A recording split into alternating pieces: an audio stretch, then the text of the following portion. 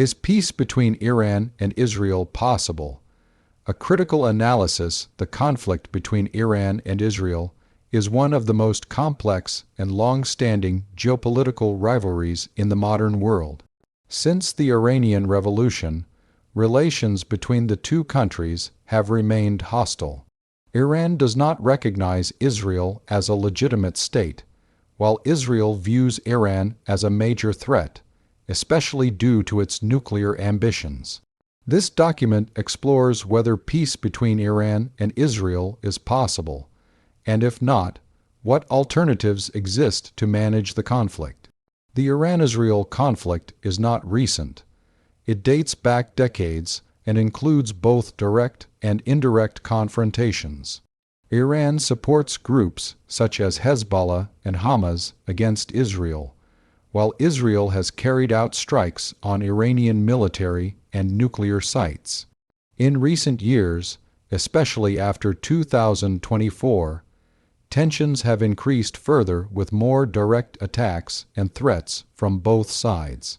The conflict has grown due to Iran's nuclear program and its increasing influence in the Middle East. One of the main reasons peace is difficult is ideological differences. Iran and Israel fundamentally disagree on each other's existence. Iran considers Israel illegitimate, while Israel sees Iran as an existential threat. This makes compromise extremely difficult because the issue is not only political, but also based on beliefs and long-term national positions. Another major issue is Iran's nuclear program. Iran claims that its nuclear activities are for peaceful purposes, such as energy, but Israel and its allies believe that Iran may develop nuclear weapons. This creates fear and tension. Even past agreements like the Joint Comprehensive Plan of Action, JCPOA, failed to bring lasting peace because they did not fully resolve the concerns of both sides. There is also a serious lack of trust between the two countries. Previous agreements have broken down, and both sides accuse each other of dishonesty and hidden intentions. Without trust, it is extremely difficult to achieve long-term peace. In addition, there is a regional power struggle. Iran and Israel both want influence in the Middle East. Iran supports various groups in different countries, while Israel tries to stop these influences through military actions. This turns the conflict into a wider regional issue rather than just a problem between two countries. In the current situation, military actions are ongoing, and peace talks are not very successful.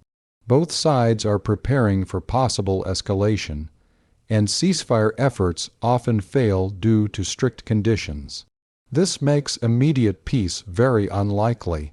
From a short-term perspective, peace between Iran and Israel is highly unlikely due to ongoing conflict, political pressure, and strong ideological positions.